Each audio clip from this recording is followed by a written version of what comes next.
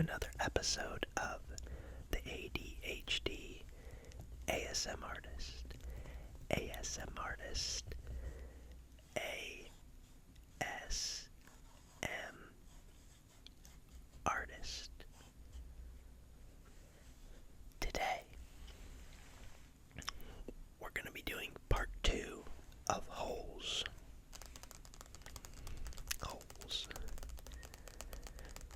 Before we get started, if you haven't watched the part 1 and you want to get caught up, please go back and check that out. It'll put you on pace with us as far as the story goes. And then also, we are over halfway to our next subscriber milestone. So if you wouldn't mind, please leave a like and subscribe. I really appreciate it. It helps the channel out a lot. Do some tapping of this book before we get started. Maybe some page flips. Holes is such a great movie. I love Holes, the movie. I've never read the book. This is my first time reading the book. It just so happens that I'm doing it on this channel. And I hope you all are enjoying it. And if it is your first time as well, please leave a like down below. Or a comment, not a like.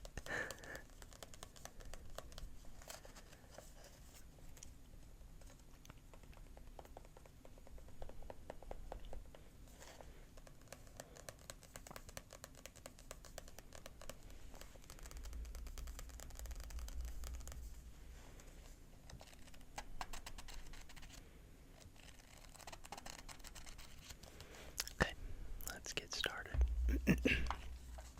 If y'all hadn't seen it, this is the Bitty Pop that we just opened in a box opening on a short on my channel. If you haven't seen that, go check it out. But this is Lord of the Rings. I love Lord of the Rings. That'll probably be a future book series that I do. But yeah, who doesn't love Lord of the Rings? What a great stinking movie. Okay. Energy. Throw that over here. And let's get started. We'll probably read, I don't know, 3 or 4 chapters, depending on how long they are. I'm a bit tired tonight. It's been a long day, but I'll try to get through at least 3. So this video's reasonably long. So let's get started. Stanley took a shower, if you could call it that, ate dinner, if you could call it that, and went to bed, if you could call his smelly and scratchy cot a bed. Because of the scarcity of water, each camper was only allowed a 4-minute shower. It took Stanley nearly that long to get used to the cold water. There was no knob for hot water. He kept stepping into, then jumping back from the spray until the water was shut off automatically.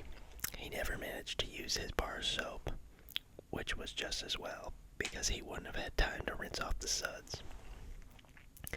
Dinner was some kind of stewed meat and vegetables. The meat was brown, and the vegetables had once been green. Everything tasted pretty much the same. He ate it all, and used his slice of white bread to mop up the juice. Stanley had never been one to leave food on his plate, no matter how it tasted. "What do you do?" one of the campers asked him.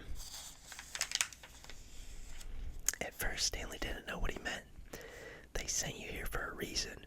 Oh, he realized, "I stole a pair of sneakers." The boys thought that was funny. Stanley wasn't sure why. Maybe because their crimes were a lot worse than stealing shoes from a store. Or were they on someone's feet? Asked Squid. Neither, Stanley answered. They belonged to Clyde Livingston. Nobody believed him. "Sweet feet," said X-Ray. "Yeah, right." "No way," said Squid. Now as Stanley lay on his cot, he thought it was kind of funny in a way. Nobody had believed him when he said he was innocent. Now, when he said he stole them, nobody believed him either. Clyde Sweet Feet Livingston was a famous baseball player. He led the American League in stolen bases over the last 3 years. He was also the only player in history to ever hit 4 triples in one game. Stanley had a poster of him hanging on the wall of his bedroom. He used to have the poster anyway. He didn't know where it was now. It had been taken by the police and was used as evidence of his guilt in the courtroom. Clyde Livingston also came to court. In spite of everything, when Stanley found out that Sweet Feet was going to be there, he was actually excited about the prospect of meeting his hero. Clyde Livingston testified that they were his sneakers and that he donated them to help raise money for the homeless shelter. He said he couldn't imagine what kind of horrible person would steal from homeless children. That was the worst part for Stanley. His hero thought he was a no-good, dirty, rotten thief. As Stanley tried to turn over on his cot, he was afraid it was going to collapse under all his weight. He barely fit in it. When he finally managed to roll over on his stomach, the smell was so bad that he had to turn over again and try sleeping on his back. The cot smelled like sour milk. Though it was night, the air was still very warm. Armpit was snoring 2 cots away. Back at school, a bully named Derek Dunn used to torment Stanley. The teachers never took Stanley's complaints seriously because Derek was so much smaller than Stanley. Some teachers even seemed to find it amusing that a little kid like Derek could pick on someone as big as Stanley. On the day Stanley was arrested, Derek had taken Stanley's notebook and, after a long game of come and get it, finally dropped it in the toilet in the boys' restroom. By the time Stanley retrieved it, he had missed his bus and had to walk home. It was while he was walking home, carrying his wet notebook, with the prospect of having to copy the ruined pages, that the sneakers fell from the sky. I was walking home and the sneakers fell from the sky, he told the judge. One hit me on the head. Get a drink here. Sorry about that. It had hurt too. They hadn't exactly fallen from the sky. He had just walked out from under a freeway overpass when the shoe hit him on the head. Stanley took it as some kind of sign. His father had been trying to figure out a way to recycle old sneakers, and suddenly a pair of sneakers fell on top of him. Seemingly out of nowhere, like a gift from God. Naturally, he had no way of knowing they belonged to Clyde Livingston. In fact, the shoes were anything but sweet. Whoever had worn them had had a bad case of foot odor. Stanley couldn't help but think that there was something special about the shoes, that they would somehow provide the key to his father's invention. It was too much of a coincidence to be a mere accident. Stanley had felt like he was holding Destiny's shoes. He ran. Thinking back now, he wasn't sure why he ran. Maybe he was in a hurry to bring the shoes to his father, or maybe he was trying to run away from his miserable and humiliating day at school. A patrol car pulled alongside him. A policeman asked him why he was running. Then he took the shoes and made a call on his radio. Shortly after, Stanley was arrested. It turned out the sneakers had been stolen from a display at a homeless shelter. That evening, rich people were going to come to the shelter and pay $100 to eat the food that the poor people ate every day for free. Clyde Livingston, who had once lived at the shelter when he was younger, was going to speak and sign autographs. His shoes would be auctioned, and it was expected that they would sell for over $5,000. All the money would go to help the homeless. Because of the baseball schedule, Stanley's trial was delayed several months. His parents couldn't afford a lawyer. "You don't need a lawyer," his mother had said. "Just tell the truth." Stanley told the truth, but perhaps it would have been better if he had lied a little. He could have said he found the shoes in the street. No one believed they fell from the sky. It was destiny. He realized it was his no-good, dirty, rotten, pig-stealing great-great-grandfather. The judge called Stanley's crime despicable. The shoes were valued at over $5,000. It was money that would provide food and shelter for the homeless. And you stole that from them, just so you could have a souvenir. The judge said that there was an opening at Camp Green Lake, and he suggested that the discipline of the camp might improve Stanley's character. It was either that or jail. Stanley's parents asked if they could have some time to find out more about Camp Green Lake, but the judge advised them to make a decision. Vacancies don't last long at Camp Green Lake.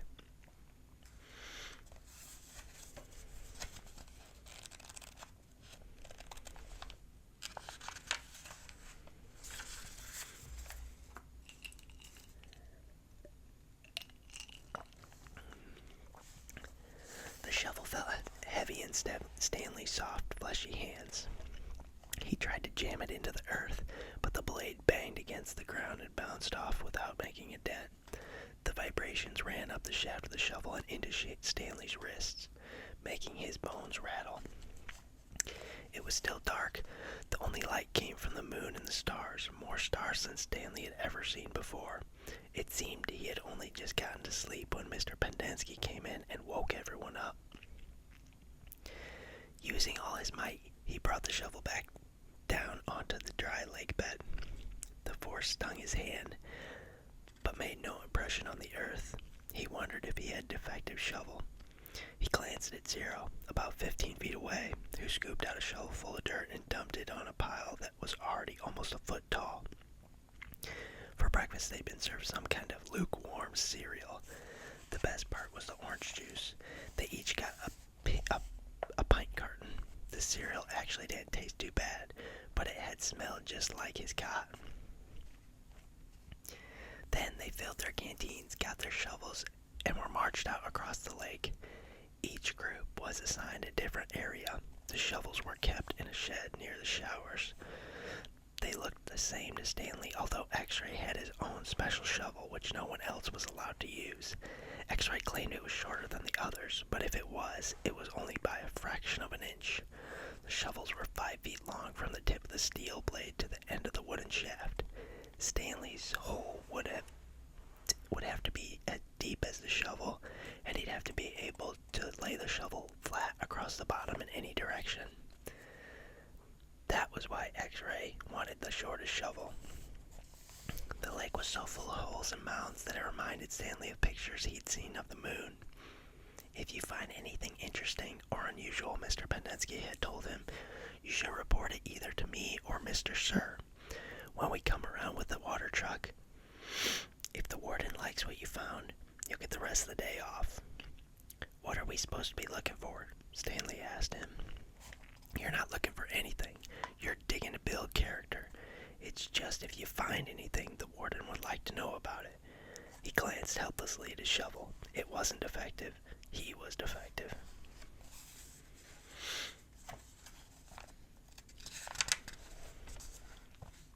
He noticed a thin crack in the ground. He placed the point of his shovel on top of it, then jumped on the back of the blade with both feet. The shovel sank a few inches into the packed earth. He smiled. For once in his life, it paid to be overweight. He leaned on the shaft and pried up his first shovelful of dirt, then dumped it off to the side. Only 10 million more to go, he thought, then placed the shovel back in the crack and jumped on it again. He unearthed several shovelfuls of dirt in this manner before it occurred to him that he was dumping his dirt within the perimeter of his hole.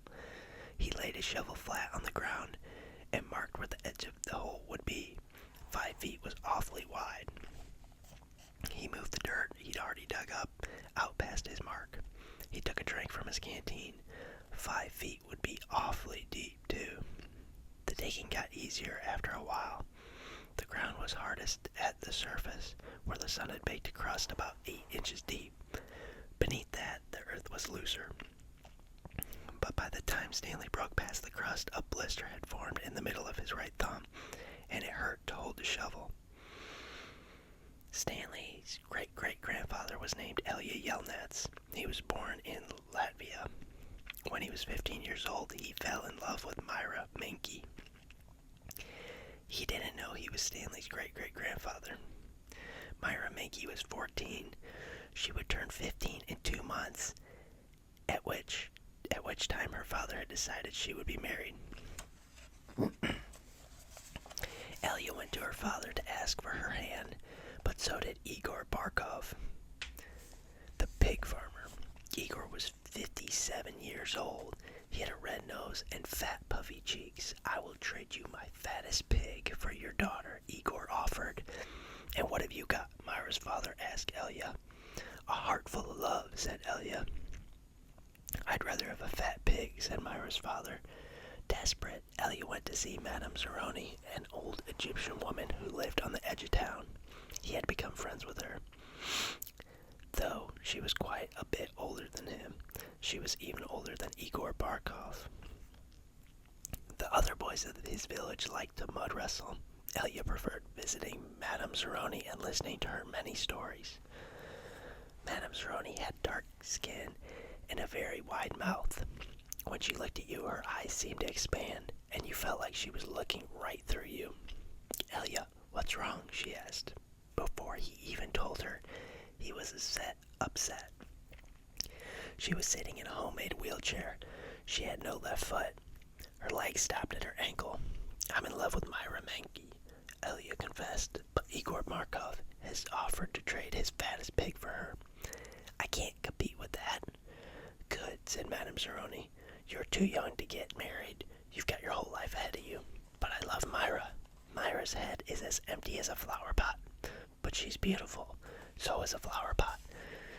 Can she push a plow? Can she milk a goat? No, she is too delicate. Can she have an intelligent conversation? No, she is silly and foolish. Will she take care of you when you are sick? No, she is spoiled and will only want you to take care of her. So, she is beautiful. So what? Pooty. Madame Zeroni spat on the dirt. She told Elya that he should go to America. Like my son. That's where your future lies, not with Myra Menke. But Elya would hear none of that. He was 15, and all he could see was Myra's shallow beauty. Madame Zeroni hated to see Elya so forlorn. Against her better judgment, she agreed to help him. It just so happens my sow gave birth to a litter of piglets yesterday. So she said, there's one little runt whom won't suckle. You may have him. He would die anyway. Madame Zeroni led Elya around the back of her house where she kept her pigs. Elya took the tiny piglet, but he didn't see what good it would do him. It wasn't much bigger than a rat. He'll grow, said Madame Zeroni. He'll grow, Madame Zeroni assured him. Do you see that mountain on the edge of the forest? Yes, said Elya. On the top of that mountain, there's a stream where the water runs uphill. You must carry the piglet every day to the top of the mountain and let it drink from the stream. As it drinks, you are going to sing to him. She taught Elya a special song to sing to the pig. On the day of Myra's 15th birthday, you should carry the pig up the mountain for the last time. Then take it directly to Myra's father. It will be fatter than any of Igor's pigs.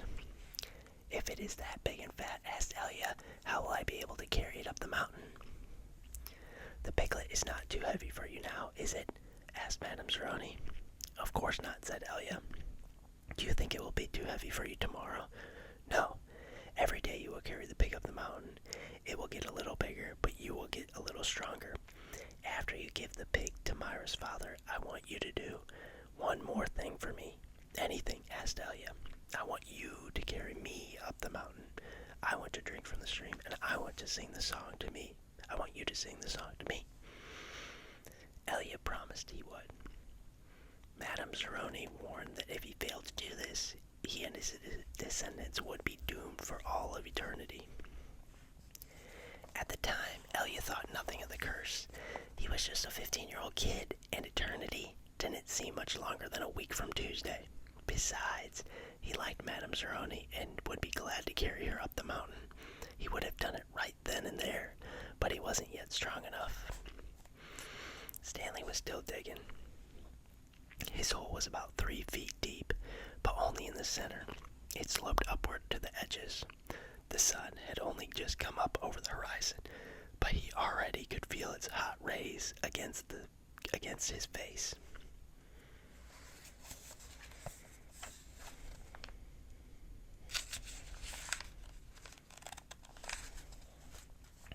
As he reached down to pick up his canteen, he felt a sudden rush of dizziness. and put his hands on his knees to steady himself. For a moment he was afraid he would throw up, but the moment passed. He drank the last drop of water from his canteen. He had blisters on every one of his fingers, and one in the center of each palm.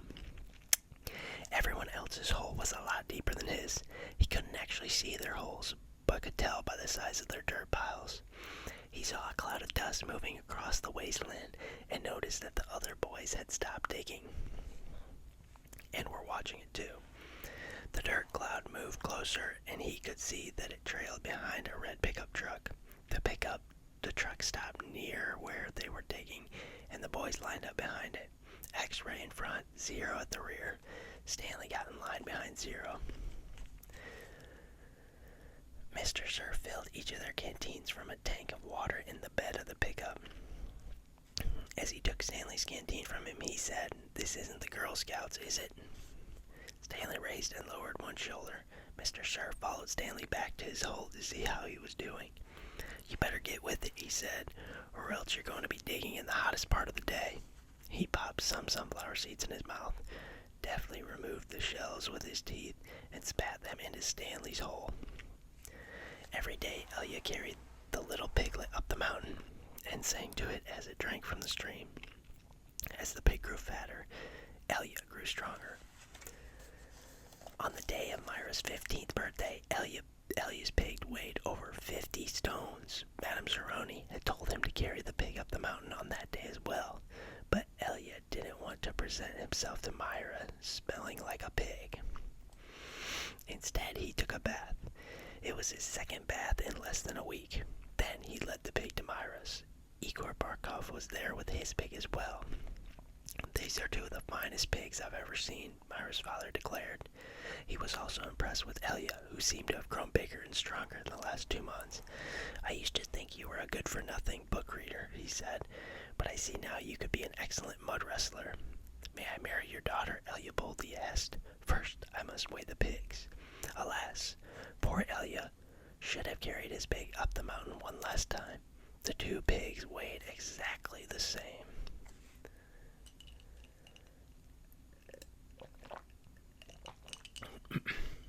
Sorry about that. Reading dries my mouth out. Stanley's blisters had ripped open and new blisters formed. He kept changing his grip on the shovel to try to avoid the pain. Finally, he removed his cap and held it between the shaft of his shovel and his raw hands.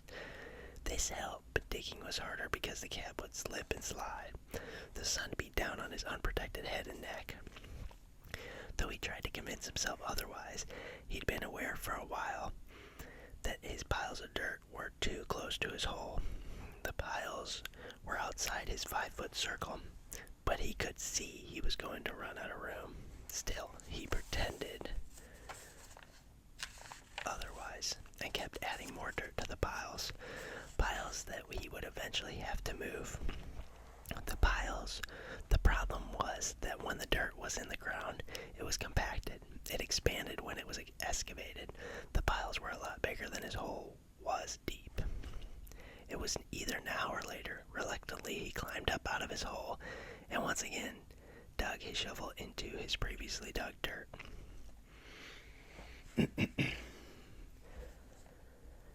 Myra's father got down on his hands and knees and closely examined each pig, tail to snout.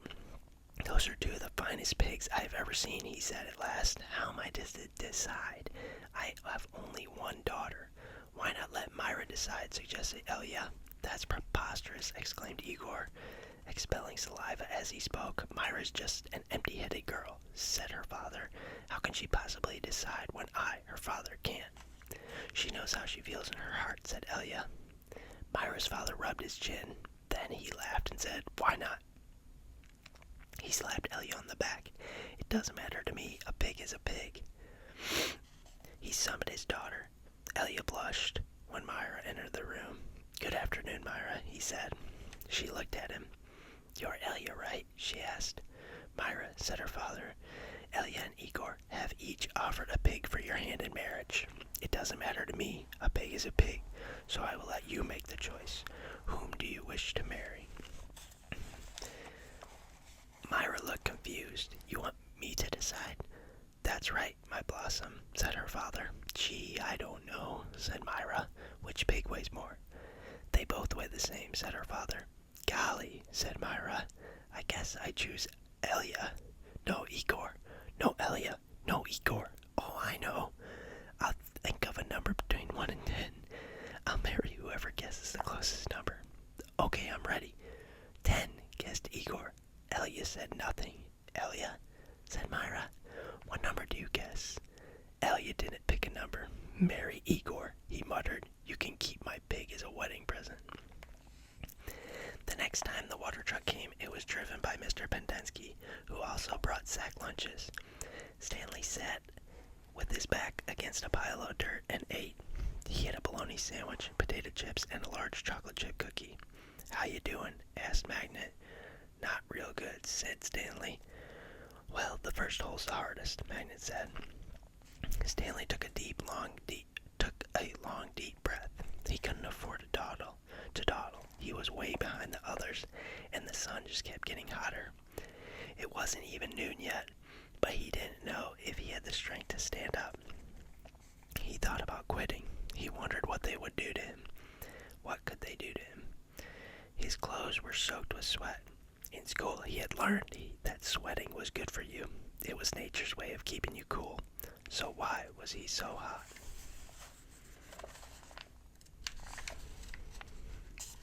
It's a longer chapter, so it's probably going to be the last one. Using his shovel for support, he managed to get to his feet. "Where are we supposed to go to the bathroom?" he asked Magnet. Magnet gestured with his arms to the great expanse around them. "Pick a hole, any hole," he said. Stanley staggered back across the lake, almost falling over a dirt pile. Behind him, he heard Magnet say, "But first, make sure there's nothing living in it." After leaving Myra's house, Elya wandered aimlessly through town until he found himself down by the wharf. He sat on the edge of a pier and stared down into the cold, black water. He could not understand how Myra had trouble deciding between him and Igor. He thought she loved him. Even if she didn't love him, couldn't she see what a foul person Igor was? It was like Madame Zeroni had said. Her head was as empty as a flower pot. Some men were gathered on another dock, and he went to see what was going on. A sign read, "Deckhands wanted, free passage to America." He had no sailing experience, but his ship's captain signed him aboard. The captain could see that Elya was a man of great strength. Not everybody could carry a full-grown pig up the side of a mountain. It wasn't until the ship had cleared the harbor and was heading out across the Atlantic that he suddenly remembered his promise to carry Madame Zeroni up the mountain. He felt terrible. He wasn't afraid of the curse. He thought that was a lot of nonsense. He felt bad because he knew Madame Zeroni had wanted to drink from the stream before she died. Zero was the smallest kid in Group D, but he was the first one to finish digging. "You're finished?" Stanley asked enviously. Zero said nothing. Stanley walked to Zero's hole and watched him measure it with his shovel. The top of his shovel was a perfect circle, and the sides were smooth and steep. Not one dirt clod more than necessary had been removed from the earth. Zero pulled himself up to the surface. He didn't even smile. He looked down at his perfectly dug hole, spat in it, then turned and headed back to the camp compound. "Zero's one weird dude," said Zigzag. Stanley would have laughed, but he didn't have the strength. Zigzag had to be the weirdest dude Stanley had ever seen. He had a long, skinny neck and a big, round head with wild, frizzy blonde hair that stuck out in all directions. His head seemed to bob up and down on his neck like it was on a spring. Armpit was the second one to finish digging. He also spat into his hole before heading back to the camp compound. One by one, Stanley watched each of the boys spit into his hole and return to the camp compound. Stanley kept digging. His hole was almost up to his shoulders. Although it was hard to tell exactly where ground level was because his dirt piles completely surrounded the hole. The deeper he got, the harder it was to raise the dirt up and out of the hole.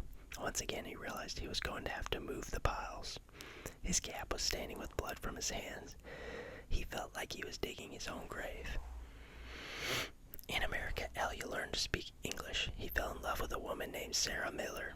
She could push a plow, milk a goat, and most important, think for herself. She and Elya often stayed up half the night talking and laughing together. Their life was not easy.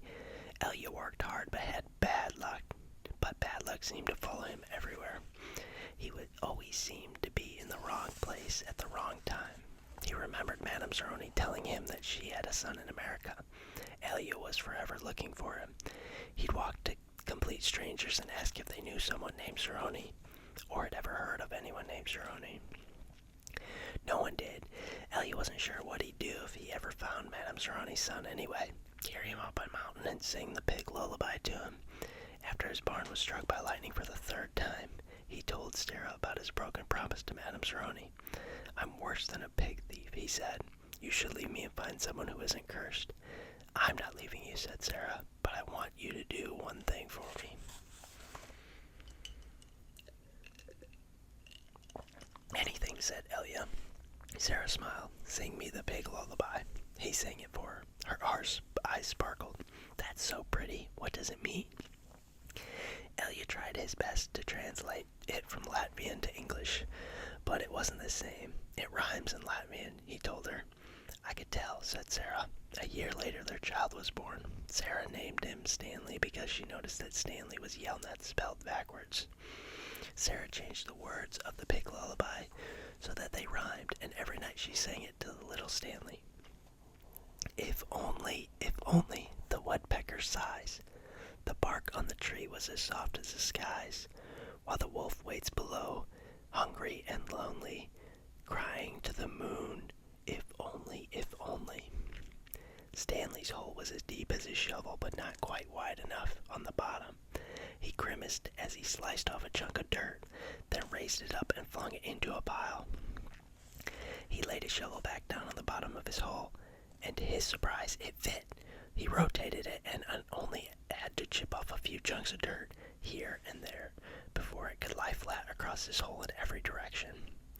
He heard the water truck approaching and felt a strange sense of pride at being able to show Mr. Sir or Mr. Penensky that he had dug his first hole. He put his hands on the rim and tried to pull himself up. He couldn't do it. His arms were too weak to lift his heavy body. He used his legs to help, but he just didn't have any strength. He was trapped in his hole. It was almost funny, but he wasn't in the mood to laugh. "Stanley," he heard Mr. Penensky call, using his shovel. He dug 2 footholds in the whole wall. He climbed out to see Mr. Penensky walking over to him. "I was afraid you'd fainted," Mr. Penensky said. "You wouldn't have been the first." "I'm finished," Stanley said, putting his blood-spotted cap back on his head. "All right," said Mr. Penensky, raising his hand for a high five, but Stanley ignored it. He didn't have the strength. Mr. Penensky lowered his hand and looked down at Stanley's hole. "Well done," he said. "You want to ride back?" Stanley shook his head. "I'll walk." Mr. Penensky climbed back into the truck without filling Stanley's canteen. Stanley waited for him to drive away, then took another look at his hole. He knew it was nothing to be proud of, but he felt proud nonetheless. He sucked up his last bit of saliva and spat. Alright, everyone. I'm getting a little tired. This is about to put me to sleep, but I hope you all enjoyed it. And we'll see you next time for part 3. Thanks, everybody.